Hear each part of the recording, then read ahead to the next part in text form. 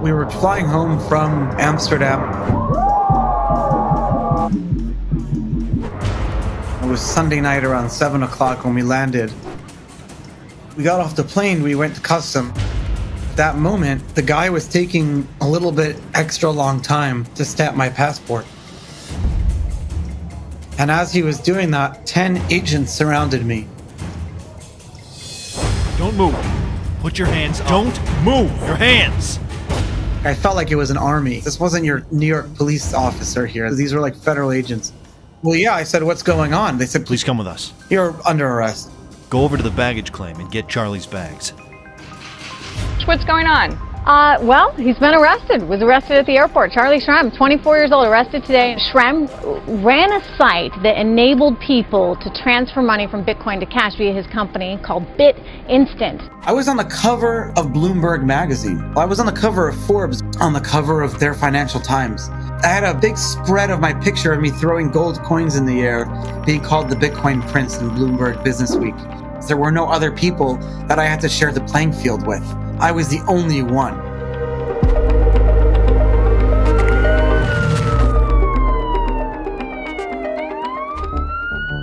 You all know the legendary and wild tale of Charlie Shrem, right? This dude was a real pioneer in the early days of Bitcoin, quickly becoming a Bitcoin millionaire, but ended up behind bars at the ripe age of 24, and then got free and became an investor. Cointelegraph was on this roller coaster from the get-go, tracking every twist and turn.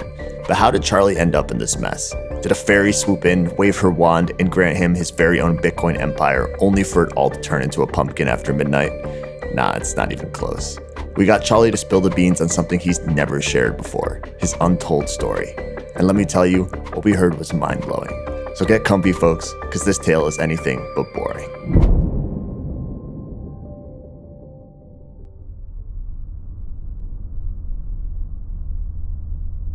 Well. Look what we have here. Charlie Shrem. I've heard you're quite a money enthusiast. When did you start raking in the big bucks? So the first time I earned money, my cousin knew I could do some website stuff and said, hey, I have someone who can build the website. I have this really good idea. He would tell me anything extra goods they would have, he'd want to sell them on this website. We'd sell things for free with just $5 shipping. Lights and computer routers and audio equipment and a mug or shoes, toothbrushes, electric toothbrushes, shavers. And it was called dailycheckout.com. And we hired Jewish people, Muslims, and you had black people from Canarsie in Brooklyn. And you had me and my cousin Joey, who looked very kind of white. We had everyone. And we get maybe 500 to 2,500 orders. My job every day, because it was a small business, was not only to maintain the website and to do these funny videos where I would sell the product the next day, but then I would print the shipping labels on a printer and I would help the guys put shipping labels on them and ship it out. At our last session, you mentioned feeling pressure from your parents. Has their attitude changed since you started earning money? Around the same time that happened, my parents backed off because I started to gain a lot more confidence in the real world. Has anything else changed? Something changed. But what changed was weed, was cannabis. Everyone went to sleep and I had the basement to myself. I could relax and I would stay awake. That's when around the same time that I got my first computer at home and we got the 56K modem where you can do dial-up, and AOL first came out, America Online. And that was when the first time that became a big part of our lives. That's when all the Europeans were waking up and all the different people on the forums where it was the most active at midnight, 2 a.m., 3 a.m. So that's when I hung out. Majority of people who conversed into message boards, if you will, did it through these forum software. And I was a member of a lot of them, especially the cyber security worlds. Why did you enjoy spending time on online forums? Was it important to you? It was really great because on the internet, people didn't judge me based on any other factors other than what I was contributing to the conversation in that moment. You couldn't see what these people look like, their pictures that they'd upload to the forum, and that's what they look like. Hi, Charlie. Yo, Charlie. Hello, Charlie. Charlie. So I started to have a lot of friends there, and my opinion was appreciated on the internet very greatly. People listened to me because on the internet, people respected you and listened to you based on the contributions that you were making. Hold on, man. When did you first hear about Bitcoin? I remember I was like griping a lot about PayPal, and I was talking about how I was helping this charity raise money and PayPal was freezing the account. And someone said you should check out Bitcoin. And I was like, what the fuck is Bitcoin? No way, dude. That's pretty cool. And this was like 2010 maybe or something. We have the dollar, Japan has the yen, and the internet, it has the Bitcoin. Yeah, this online currency offers a new way to use money, but many aren't sold on the idea. Well, Heather, there's a reason we call it cold, hard cash. It's right here, but could it be a pain to send somewhere? And some think that banks are too involved with cash transactions and value. Well, that's where Bitcoin comes in.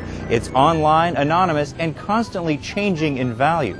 First, I didn't believe in Bitcoin. I didn't even read the white paper till like a long time later. I love playing around with cool software that did unique things. What were your first steps? First thing I did is I registered for the Bitcoin forums. The day I registered was like 20 days after Satoshi's last post on the Bitcoin Talk forums. It was the day I registered and had my first post. So, did you immediately buy into that crypto stuff? Bitcoin, as you folks call it? I still didn't believe in it until many years later, but I was just happy to be part of the community. It was a software with a file. When you download the software, it's going to download the whole Bitcoin blockchain to your computer. It was like well-written, little shitty software. It was just one very small line of code. It never overheated my computer either. I can leave it running. And then once it catches up, it in real time updates this big file on your computer that's like 2 gigabytes with all the other transactions. And then I was like, wow, I have the whole ledger here and other people are having my ledger too. You can transact with these people back and forth, and like everyone had their address. And all of a sudden you're part of this community of people around the world. And I thought that was very unique. It's a decentralized system. It's very easy to grasp. Where did you meet Gareth? I met this guy on the Bitcoin forums, Gareth, and we were talking a bunch. And he had this good idea because he saw that buying Bitcoin was very difficult, that people that wanted to buy Bitcoin had to wire money to an exchange and buy large amounts of it. And there was no one really doing like just selling to individual people Bitcoin. And I said, well, Gareth, what would it cost to build that? He's like, well, if you're paying me, I can do it for $1,000. And I'm like, well, I'll send you $1,000. And he's like, okay, let's build it. He was very smart and blunt and straight to the point and had this like weird sense of humor that I kind of liked. Was it like sarcasm? I could tell there was like kind of Asperger's, autistic, but I grew up with a lot of people with mental health issues. It's very big in the community. So I'm very used to like being social with these people. It's like I'm better friends with autistic kids. How did you set up your company? Did you sign any papers? I don't think we ever signed any document or anything till much later, but we were like 50-50 partners from the start. I think he like publicly announced in the forum thread somewhere, he's like, attention everyone, Charlie and I are now 50% business partners in this new venture called Fast Mt. Gox Pay. And when we launched it, there were a lot of people who were really excited for it. So we very instantly had a lot of business. I never thought it would become like a full-time business or that we'd earn our livings or lifetime or anything like that. We just very quickly, it got very big. I knew that the more money we had as a business, the more money we would make. Because I knew my father put money that was given to me in my bar mitzvah when you're 13 years old, and then it's given to you when you're an adult to help you get started in life. I had $8,000 or $9,000 in that account. And my father said no, but then I went to my mom, which is what I always do, and she said yes. So my father had to give me the money. And then I used that money to get going. And that's when things got really crazy. Once I got that 10,000, we started to grow very quickly. I still need to get it. Back then, there was Mt. Gox, the largest exchange. How was your business structured? What was the scheme? Buying Bitcoin on Mt. Gox involved sending a wire transfer to Mark Carpella's personal bank account. And then he would manually add the money to your account. It took about a week to get money credited. Once you were credited with dollars, you can buy Bitcoin. So there were a lot of times we would wire money to Mt. Gox in large amounts in advance, and people would then pay us in the United States. And our software, once it realized that we got paid in the United States, would buy Bitcoin and send it to the customer. All right. Did you two do this alone, using your father's money? You didn't have any investors, really? So when we started to grow BitInstant, Roger Ver was our first investor, and he gave us $100,000 to continue growing. And then one of the things Roger did was ask me to hire Eric Voorhees, who didn't have a job at the time and didn't have any money and was just moving back from Dubai, where he tried to become a real estate agent there and couldn't be successful. Did you hire him without any previous work experience? Eric's very smart, and he was also a kid like me, and he hadn't found his way in the world. And then one day, Eric and I set up a little booth in New York City at a New York Tech Day, which wasn't like an event to raise money. It was more just to show off our company and see what other businesses were in the area. But then David walked by. Charlie! And I'm like, oh, I know you. You're David Azar, right? Or something? Dr. Azar is your dad. So he's my dentist. And he's like, yeah. He walked by and he said, "Oh, we're looking to invest some money in a new business. Show me what you got going on here." and I showed him what I had going on. And at the time, he's like, "I'll get you the $1 million. So I was like, sounds great. Eric and I were like working out of Eric's apartment. We were working out of a co-working space in New York City, working out of my house. And we were like all over in Brooklyn and New York City. And then David one day met the Winklevoss twins on like a beach in Ibiza.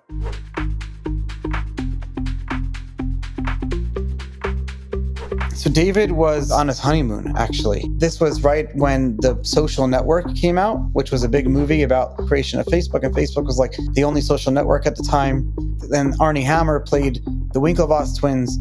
So all of a sudden he sees them walking on the beach. And David's really smart. There's no chairs to sit like on the beach in Ibiza at the beach club. So he took his wife and his chairs and he said, "Take my chair. We're leaving. But before you leave, my name is David. I'm an investor in New York City. I have to tell you about this Bitcoin thing." And he called me and he said, "Charlie, explain Bitcoin to them." And I explained Bitcoin to them on speakerphone with Eric. And they said, "All right, we're on vacation for a couple of weeks. We'll call you when we get back to New York City." Tyler and I were on vacation, and an individual who's a friend of a friend approached us and said, introduced himself, said hello, and then, we had a bit of a conversation about digital currency. And then when we got back stateside, he sent some material over, and I started reading through it. And I looked at Tyler and I said, this is either completely made up and kind of a pie-in-the-sky idea, or there's something really big here. Whoa, for real? What'd they do? Hit you up? So I didn't hear from them for like a month. And then a month later, they called us up and we started talking about Bitcoin a lot. We spent like a week. At this point, David forced us to get an office. So we got an office on 23rd Street in Broadway. We split an office with a Broadway company. So they were doing like Broadway shows, plays, and we were like doing Bitcoin financial company. But we were above Starbucks. It was awesome.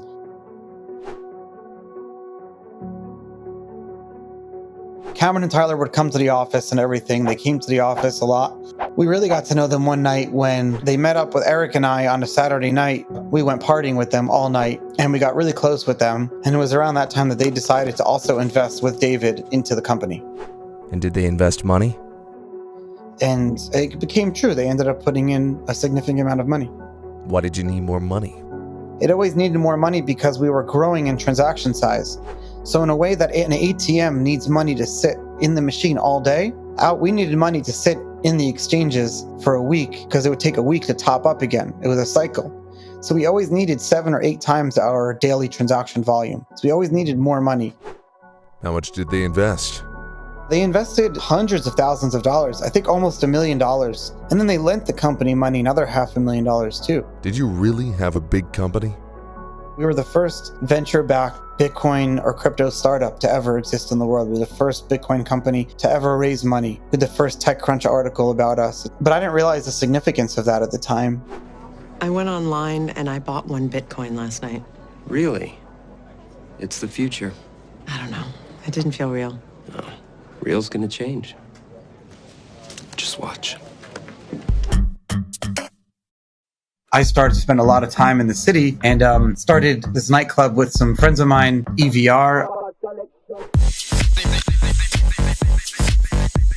And this was the only place in the world at the time, I think, where you could actually spend Bitcoin in like a physical place. So it wasn't just a nightclub, it was like a whole Bitcoin experience. And everyone from Roger Ver to the CEO of blockchain.info, Peter Smith, to Barry Silbert from Genesis and Grayscale, to the Winklevoss twins, Fred Wilson from Union Square Ventures, like anyone who was involved in Bitcoin was at this place at least at one point over the course of like the year and a half of its existence.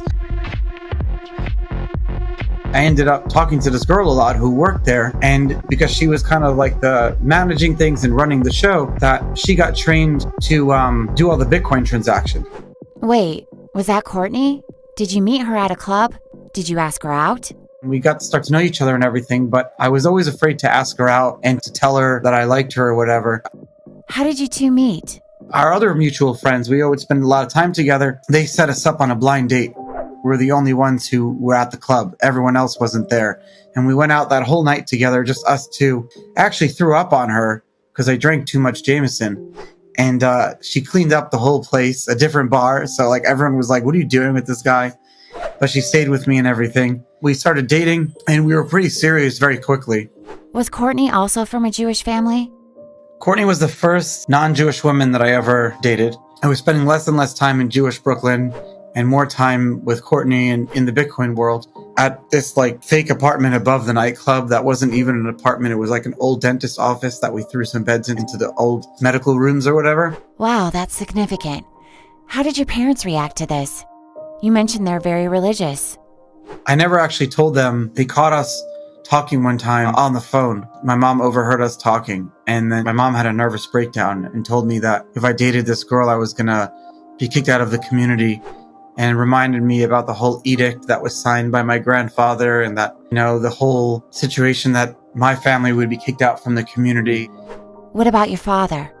My father was more sane about it because my father probably had done the same thing when he was younger and knew that maybe this was just a fleeting thing and it would be a phase that would pass. I promised them that I would not date Courtney anymore. And of course, I just lied. I had no intention of not dating her anymore. Did you have deep conversations with your father before this happened? I don't remember having a lot of real heart-to-heart conversations. My father was probably about like the birds and the bees, stuff like that, but he kind of like asked me on a drive home one time. You know about all like sexual situations, right?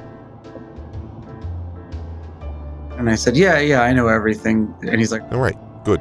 And that was kind of it. But there was so much about love and things like that now as a 34-year-old, I didn't know. I missed out on so much learning. I had some conversations with my father, but they were always very in the religious context. Torah and religious Judaism, it was part of our daily lives. We kept kosher religiously.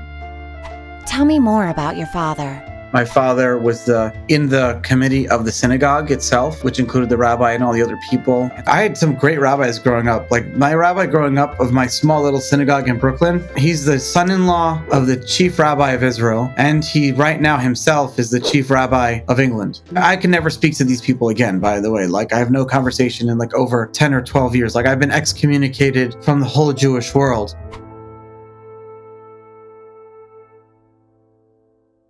You seem a bit sentimental. Were you always like that? Did you cry as a child? I cried a lot as a child. I cried a lot as a child. I also lived in the basement, but I lived on my own down there, so it was very okay. Anti-Semitism was such a big part of our life growing up. It was so normalized for me to be bullied because I was the Jew kid on the train. Want to take it there? Dirty Jew? You know, they drop eggs on me and stuff like that. But it was Brooklyn, and everyone was persecuted. It was just like everyone bullied everyone. It was part of like the way you grew up.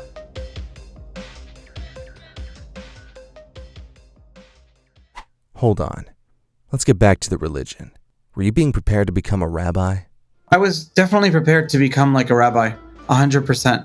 A lot of family members and cousins and stuff like that are rabbis in Brooklyn and New Jersey and Israel and stuff like that right now. So, you wanted to become a rabbi? I never wanted. Absolutely not. Absolutely not. No, never. Very early on, I started to realize that I wasn't fit for the religious world, and it started to give me a lot of anxiety. Those are the first instances of anxiety that I ever remember. I see. So that's why you wanted to break free? I had dreams of getting out. I had dreams of fitting in, but also like getting out very early on. And so I realized the only way to get out was through money. Interesting. So, the money. My parents are and were and still are, even though I haven't seen them in like 10 years, very imposing, very like take over your life. Like I needed to get out of that, get out of their yoke. And maybe one day I could like be an equal. Well, how did you go about it? It all led into a moment in September of 2013. It was the Jewish holiday. I think it was Rosh Hashanah or something. And so at that holiday, you had to be home eating food and like being with the family and praying for like 3 days straight. And I had no intention of like being there. And so I went to synagogue and I prayed really hard, fake. And then I went to my very, very, very religious uncle's house, like 30, 40 people there, young and old, 90-year-old guy with the beard who's like the old rabbi to the 2-year-old kid. And I'm like in the middle of this 22-year-old successful firstborn of the family. So I'm considered like the leader of the tribe. And I'm looking around and I'm like saying to myself, I do not want this life. I'm done. If I have to spend one more meal, like I love them and I love the food and I love the family and I love all that. That wasn't that. It was just, I didn't want to live that life. I was looked out at the dining room table. I saw my whole life in front of me. I saw like me as a kid and I saw me as an old person. I saw the upper bounds and the lower bounds of my life. So I said, I want to go and find my own God and find my own religion and figure it out for myself. I already had the backbone of a community of Bitcoin. I already had this like family all over the world that I felt would support me no matter what happened. Little did I know that a couple of months from now, I would have to put that to the test. I excused myself. I told them I was sick. I wasn't feeling well. They had no suspicion. I went back to my parents' house, packed up everything I could into a suitcase, wrote my parents a handwritten letter. A handwritten letter? Say what? Why? Like, you're not even allowed to write on the religious holiday. But I said something like, I can't live this life. I love you guys. I'll see you later. It was so short. It was like 1 page. And that night, when I finally came home, my parents had like a nervous breakdown, and apparently they had to call the ambulance for my father and stuff like that. It was really bad. So you're saying you caused harm to your parents' health? Apparently they were good the next day because they started sending the Jewish mafia after us, threatened to harm Courtney. I know they did it under duress, and they were so sad about me leaving that they were under like trauma themselves. But they sent people to stake out our apartment. They never left. They would just be outside our apartment all the time. So I was like on lockdown for weeks until they finally let up, or I had to have people like come and take me out. They had people who were very successful and wealthy who owned like big hotels in Manhattan, like who would literally like bring me up into their offices and sit us in a chair. This guy's a fucking king. And tell me, you need to come back and you need to leave Courtney. We're big, powerful, mighty people. We own New York City. We own the world. And I just laughed and I was like, go fuck yourself. Like, it's so stupid. Are you for real? Did you tell them that? I'm the Bitcoin prince. I'm going to do whatever I want. I was on the cover of Bloomberg magazine. I was on the cover of Forbes. I was at top of the world. And I was dating this beautiful girl who actually liked me before I was on top of the world. But the reason I was in all those newspapers and stuff was that BitInstant was the only way to buy Bitcoin in a fast and easy way, where you can walk up to like your local grocery store or your local bank or your local whatever and buy Bitcoin. We were in 1 million locations around just the United States alone. TechCrunch did a study and we were 30% of all of the transaction volume on a given day on the Bitcoin blockchain. It was huge. Millions of dollars a day. Yeah, it was millions of dollars a day. I don't know how the government will react to Bitcoin, but I spend thousands of dollars on lawyers every day just to make sure that I'm not going to go to jail. It's super terrifying. I mean, I don't want to go to jail. And I don't want to become a martyr either.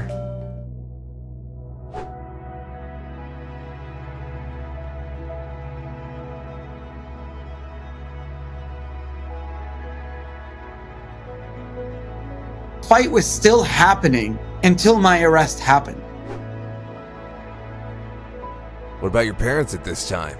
You know, when you do something wrong, you expect your parents to just give you unconditional love. They thought I deserved what was coming to me. They were excited to see me go to jail because they felt that I hurt them so hard.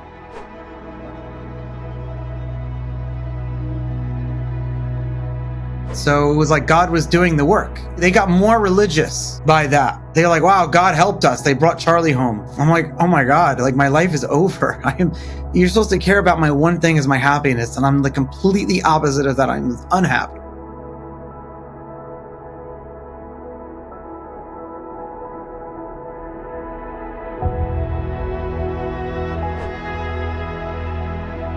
I was very impressed with myself about how I never judged anyone.